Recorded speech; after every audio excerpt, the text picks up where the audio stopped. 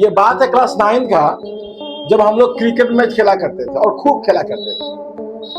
तो जो दोस्त थे हमारे, हमने सोचा कि चलो आज क्रिकेट मैच लेते हैं, और उस समय मैं असम में रहा करता। फिर क्या हुआ, तो मैं रहता था नौगांव में और मैंने गुवाहाटी वाले से क्रिकेट मैच ले लिया। अब चलो भाई जीत के आते हैं। तो जैसे ट्यूशन खत्म हुआ, बैट को फेंका और बैट लिया, बल्ला स्टैंप लिया, बॉल लिया, निकल गए। लेकिन जो मेरे ग्रुप थे, 11 जो ग्रुप थे, उसमें से 2-3 बच्चे कुछ शैतानी दिमाग के थे। सबने बोला कि यार हम लोग टिकट नहीं कटाते, हम लोग फ्री चलते हैं। हम लोग गए रेलवे स्टेशन, वहां से ट्रेन लिए फ्री में, और सब एक दूसरे को सिखा दिए कि अगर टीटी आता है तो मामा बोल के तुम लोग चिल्लाना, और जैसे ही मामा बोलेगा हम लोग सब समझ जाएंगे कि टीटी आ रहा है, तो इस डब्बे से छोड़ के दूसरे डब्बे में चले जाएंगे। अब जिस बोगी में मैं था, वहां पे एक लड़का और लड़की आपस में कुछ बात कर रहे थे। उतने में 2-3 दोस्त मेरे थे, तो उसने कुछ कमेंट कर दिया।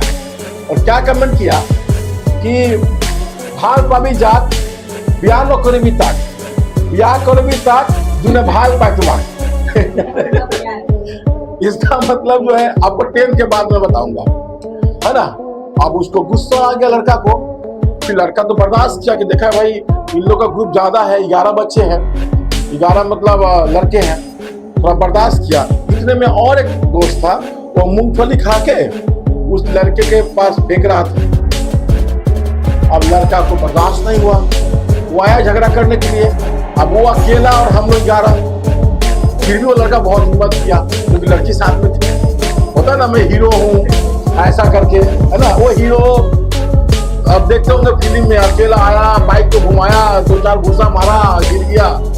अब उसको थोड़ा सा मतलब लगा, वो जैसे लड़ने के लिए आया, यहाँ 3-4 दोस्त उसको धक्का दिया, और जैसे ही धक्का दिया ट्रेन रुक गई। और कहाँ रुकी पता है? स्टेशन पे। बहुत भीड़ लग गया, और जो आम पब्लिक थे, पैसेंजर थे, उन लोग बोला मारो इन लोग को, मारो इन लोग को, इन लोग बदमाश है।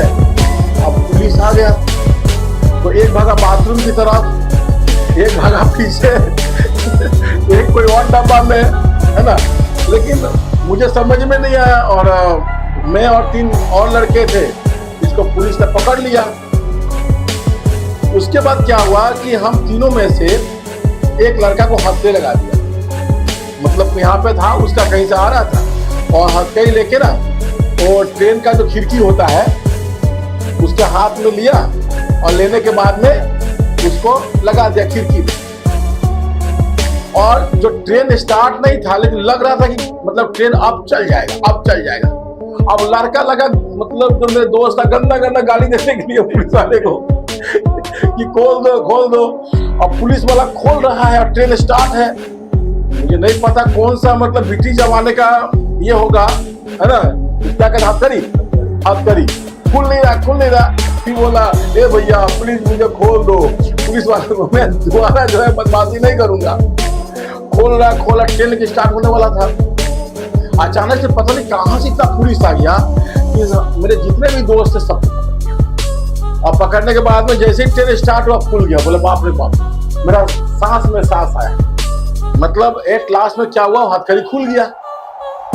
हथकड़ी खुल जाने के बाद उसके सांस में सांस आया। बोला कि भैया आज के बाद हम कोई बदमाशी नहीं करेंगे, पुलिस वाले को बोला।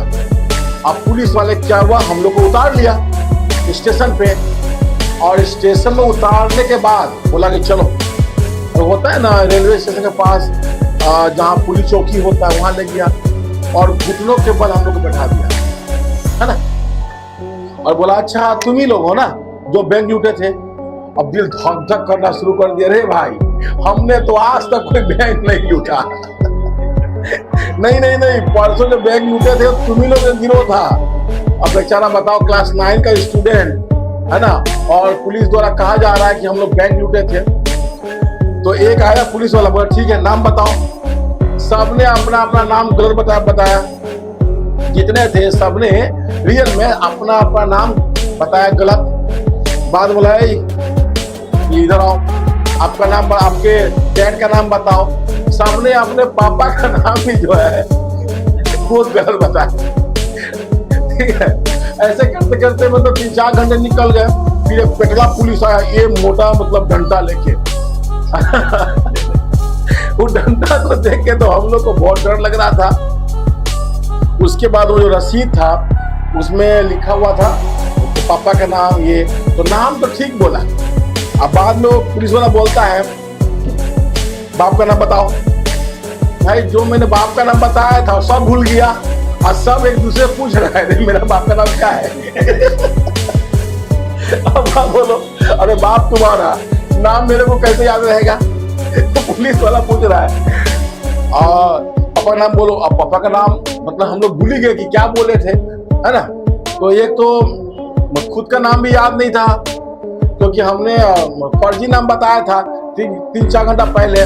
घंटा निकाला, मारा एक को, पिछुआ लाल हो गया। अब उसको देख के हम लोग को हंसी लग रहा था। मतलब जिसको मार रहा था ना उसको दर्द हो रहा था, बाकी जितने भी थे उस सबको हंसी लग रहा था। मेरे को बुलाया, मेरे को मारा तो लगा बेल्ट पे लगा।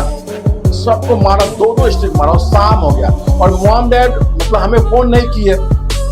उस समय फोन वगैरह का इतना ये नहीं था, फेमस नहीं था, क्योंकि उनको पता था कि उन लोग मतलब क्रिकेट मैच खेलने के लिए गया है तो शाम को आएगा। और लास्ट में जो हम लोग का बल्ला था, बैट था, उसको बोला काम करो, है ना, बैट को ऐसे उठाओ, मतलब माथा पे उठाओ, स्टाम्प है तो स्टाम्प को माथा पे उठाओ और पीछे मुड़ के देखना मत, तो गोली मार देंगे।